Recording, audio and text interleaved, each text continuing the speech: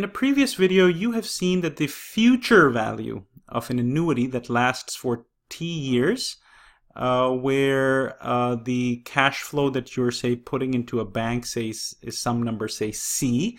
The future value of this C that you're putting into the bank every year for the next T years can be represented using this formula.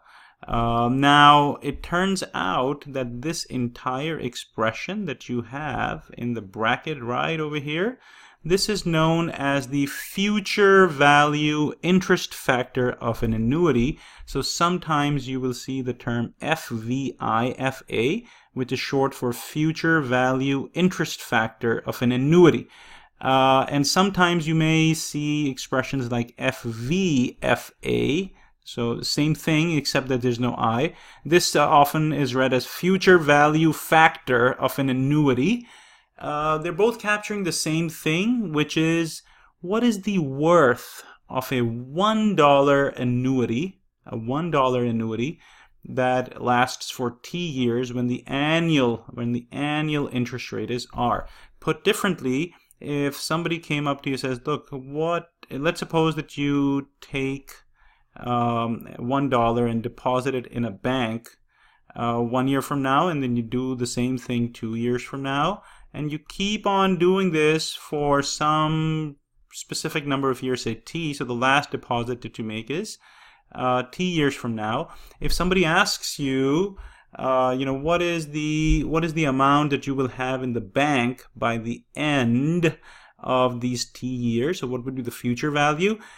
This entire expression, FVIFA, that is what it is going to be worth.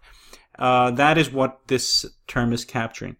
Notice that I have these subscripts R and T over here. This is meant to illustrate the idea that if you have a known value of R and if you know T, then you will get one numerical value for this entire expression.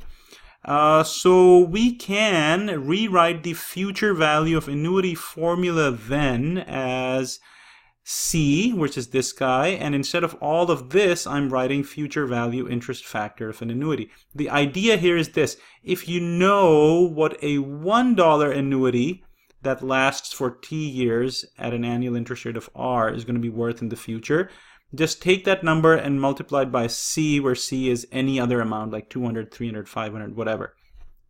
So oftentimes you will see in your textbooks some tables like these where it will say that, look, this tells you what the future value of a $1 annuity is going to be when the interest rate is given and if you know how many years you're going out into the future. So for example, let's suppose that you were to deposit $1 into an account starting 1 year from today. So this is 1 year from today, and then you do another 2 years from today, and let's suppose that you do this for a total of 7 times. So this is a 7-year annuity. If somebody says to you, how much will you have by the end of the 7 years?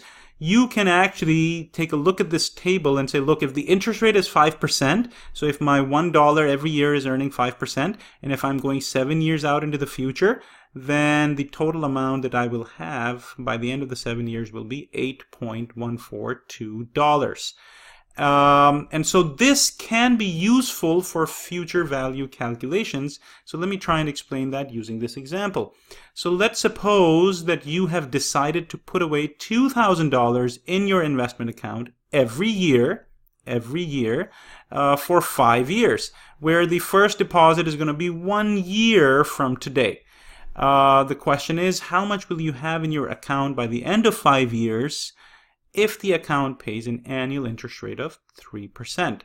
And so here you're looking at an annuity because you're putting the same $2,000 every year for 5 years, and you're interested in knowing what the amount is going to be worth in the future. So we have seen that the formulaic approach to solving this problem would be to say, hey, future value of this 2,000 is going to be 2,000. And then you do 1 plus r raised to the power t. So here the interest rate is 1.03.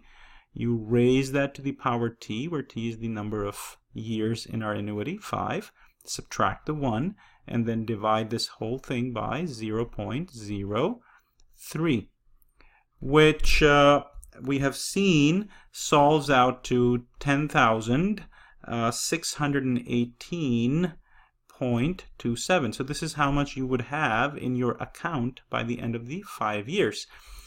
I'm saying that another way in which you could have approached the exact same problem is this, that you first say, okay, let me take a look at what the interest rate is. Let me take a look at how many years I'm going out into the future. That's 5. And so the future value interest factor is 5.3091. And so if $1 after 5 years is going to be worth 5.3091, then $2,000 would simply be worth 2,000 into 5.3091, which, if you do the math, should give you roughly 10,618.27 as well. There might be a little bit of difference between this number and this number because of this rounding off error. So specifically, we're only writing these numbers to the 4 decimal places. But if you had more numbers here, then these two numbers would match exactly. And so this is how you can use the future value interest factor of annuity tables to figure out the future value of any annuity t years out into the future at a given interest rate of R.